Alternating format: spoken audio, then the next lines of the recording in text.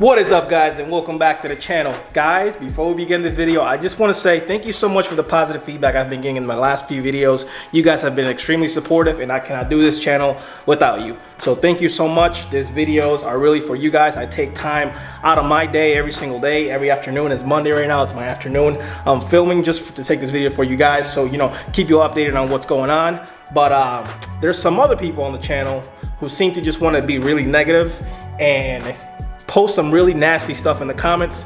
Given the social media, it's gonna happen.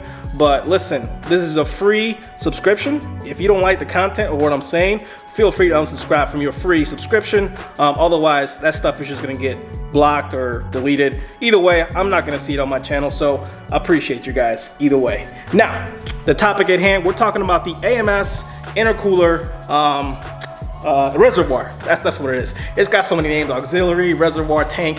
I believe it's called the AMS Performance Intercooler Reservoir. So I'm going to show you guys what it looks like. I actually took off the fender liner here for you guys, and yeah, look at this thing. This is some 007 type stuff right here, man. They tucked it away on the passenger side fender, and it's routed. The lines are routed through there, and it fits in there like a friggin' briefcase. I've yet to follow where all these lines go, but they did a really good job on that install. So, if you guys have been paying attention, I actually posted a topic on the Facebook VR30 Tech page about some tests that I did. So previously I had 3 data logs before I actually installed the tank, and then I posted 2 data logs with the tank, which showed really good promising results. Even this car only having 1 pump, which we'll get to that in a second. So this car has only 1 water pump. As you guys know, being a silver sport, some of you red sport guys have 2 pumps. So the results that I posted are really promising.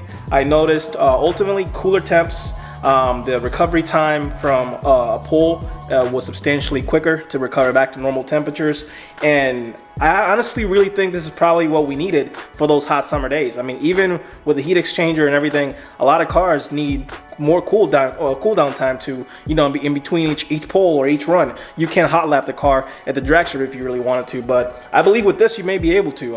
Last year I was able to a couple of times, but I could tell the difference when I hot lapped the car, and the performance just wasn't the same. I noticed my charge air temps and charge air and coolant temps were a little bit higher than normal. So this container reservoir holds 1.5 more gallons over the stock system. It adds 1.5 gallons overall, and honestly guys, that's a huge improvement. Now with the AMS heat exchanger, the AMS coolant expansion tank, and the reservoir tank for the intercoolers, we're looking at 1.75 gallons, if I didn't get that incorrect. 1.75 gallons overall added to the system. The thermal capacity that's added to that is just immense. So guys, the simplest way that I can put this is really, the more coolant you can have in your system, the better you can dissipate heat, the better things run. So back to the pumps issue that I was talking about. Basically, this car is a Silver Sport 2017. It only has 1 water pump, and you red sport guys have 2 pumps.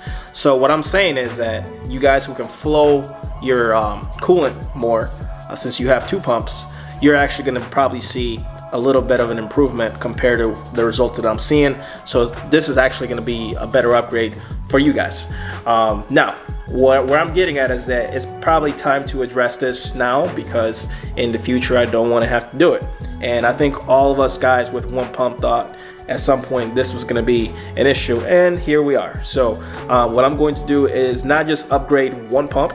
I'm gonna put in 2 pumps, 2 upgraded pumps in my car to make this work. I don't know the timeline for this, the time frame, but it is gonna happen in the future. The same brand that makes the pumps that we have in our car, they make bigger pumps. So I'm gonna see how that goes, and if it works, and we'll go that route, and just make sure we wire it correctly, and probably gonna have to have the system rebled again and all that good stuff. But either way guys, it should not be a huge deal, but I definitely wanted to get that upgrade on my car. So guys, I know I'm gonna get this asked in the comments, but I really don't know when it's gonna be released, or I don't know the price point. As soon as I know that it's going to be released for you guys, I'll put it out there on my Instagram most likely. Hey, this product is coming out, get ready for it. If you guys are wanting to purchase this in the future. And a lot of you guys who follow me are a lot of enthusiasts who love to go to the drag strip and stuff like that. So, you know, just keeping your eye open for that type of stuff. I honestly couldn't think of any places in this engine bay where they could fit anything to cool this car a little bit better. And just simply adding that, and guys, let's take a look at that again. On the side of the fender, that's where that is at. Let me get some light on here. The side of the fender. Look at the size of that thing. It's massive. All you really need to do is remove the fender liner for the installation. I'm not sure of the rest of the details that entails. I didn't get to watch it, unfortunately. But the install on this thing is really, really clever. You guys really put that in a really good spot. So I'm really excited to try this at the drag strip here. I'm actually going to the track next week on freaking run flat tires because my wheels are still on here. I got an email saying that my delivery date is estimated to be May 2nd. Whether that's true or not, I'll keep you guys posted, but I'm really looking forward to getting these wheels in as soon as possible. This is the first t-shirt that I've been able to get for the channel, which has my logo, the channel name, in the gunplay font, which is the famous Hoonigan font, if you guys have seen it. And yeah, I'm really excited that I got some merch on the channel. A lot of you guys have been asking me if you can buy a t-shirt or the hoodie that I usually wear. Guys, I don't know. It's one of those things where I'm still a small channel, only 3,000 subscribers. By the way, shout out to 3,000 of you guys who have subscribed to the channel. Thank you so much. But I don't know. Just let me know what you guys want to know in the comments. Just let me know if you guys would be interested in something like that. I could possibly do like a run or 50 or 100 and get them shipped out to you guys if you guys are actually willing to pay for them. But other than that, I did have something that I want to show you guys that, you know, being your own mechanic, doing DIYs isn't always a good thing. I always, you know, there's sometimes things go wrong, and I wanted to show you guys that. I am a firm believer of being completely transparent with you guys, so I'm gonna show you guys something that happened to me yesterday that almost cost me the entire car and actually my entire house. I almost set this car on fire by making an electrical mistake. So just show you some of the battle scars. My headlight got burnt right there. It also got burnt right there. I have some marks on the fender. The battery right there, almost the ECU harness. I mean, this is the ECU harness right there. Almost burnt that stuff down. The fuel system is right there. That's how close it got. There's some more stuff right there. Look at my blow-off valve filter, how burnt it got. I actually tore the zip tie off completely, and I had to put a new line and everything, so because the old line was damaged. Now, I was trying to wire a switch for something that I figured out how to do it correctly now, but let me get to that in a second. I was going to wire a switch that for the all-wheel drive, rear-wheel drive for you guys at the track and stuff like that. I figured out a way of doing it, but I went about it the wrong way. So I was going to wire a switch for a rear-wheel drive to all-wheel drive option in case you guys are at the drag strip, you want to do a burnout and you're an all-wheel drive guy. I figured out a way to do it without having to do too many things. It was supposed to be a very simple thing, and user error on my end actually almost costed me the car and burning down my house. I actually had 2 live wires, which I actually got shocked pretty bad last night. I still have a pretty nasty scar on my hand in 3 places from the grabbing the wires and getting stuck to them for several seconds. So I actually had 2 live wires. They were constantly sparking over the fuel lines. So the only thing that I could do, what I had around, is try to get it away from it with whatever I had in my hand. Luckily, I grabbed something with a rubber grip, so I was able to not get shocked the second time that I did it, and I was able to move it away from the fuel lines and everything else in the engine bay. Ultimately, I put it over the fender, and that's when I got my headlight. I burnt the headlight, and I got some stuff on the fender, and that was just yesterday night. So it happens. I mean, there's nothing I can do about it but move forward from it. So what I'm gonna do next is just replace some of these components that I damaged, like the shroud and the battery cover. All that stuff is, you know, it's inexpensive when it comes to human life. So I'm lucky to be here. It's all good. I was scared shitless. I'm not gonna lie to you guys. I do apologize for cursing, but yes, I was pretty terrified of what I saw yesterday. So I get this question all the time. How much did you pay for your mods? Guys, the prices vary so much on this platform. There's so many vendors, and that's like any platform.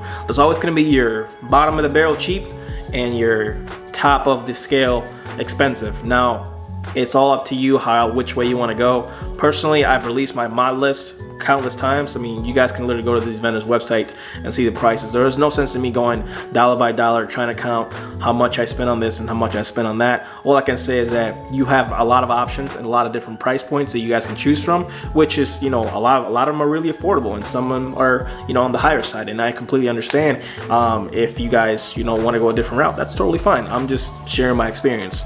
Now, the parts that I went with are from all, I believe, reputable brands such as Fast Intentions, Mishimoto, AMS. Brands like those I believe to be very reputable. They have a good quality, good customer service, and ultimately what's really going to unlock this car, I've mentioned this plenty of time, it's a tune. A really good tuning is what's going to make the difference from one guy to the next. It's not so much the parts, it's the tune. So I've seen some of you guys get tuned once, you're not happy, get tuned again, you're not happy. A lot of the times you guys ask me these questions, and I recommend you to the correct source where you're going to get the best for your money. And sometimes you end up doing it twice. I'm not saying that you have to listen to my advice, but there's some places that are just not there yet. I want to say, some, not throwing any shade at any shops or any tuners or anything like that. I completely respect all of you guys, and I do appreciate all of you guys, but just know that not every single shop is tunes the same. So the results are going to vary from this tuner to that tuner. So just understand that and keep that in mind. Good tuning is the source of the sauce. So that's all that I have for you guys today. I am going to make a video at the track next weekend, most likely, if it opens and the conditions are good and everything. I'm definitely going to go on run flats. It's probably going to be crazy, but I just hit 11.19 on draggy at 126 miles an hour with a really slow 60 foot, like a 1.79 I think it was.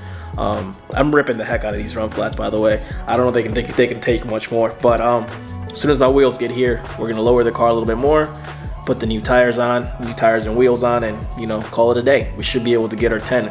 If not, if we don't get it before, if I can rip a 1.7 flat 60 foot on these run flats, which is it's doable on any other tire, but these run flats, if I can do that, we're gonna get our 10-second pass.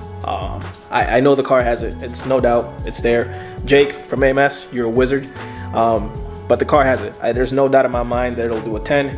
And it's just gonna be that. I'm gonna hit that 10-second pass for you guys just because. And there's a lot of guys who have struggled with this for the past year. And, you know, tuning is coming a long way. Parts are coming a long way. So it's a development thing. Everyone has to go through these growing pains to get to where they want to be. Unfortunately, I joined the platform about 2 years after it already had came out. So I kind of was behind as opposed to everybody else.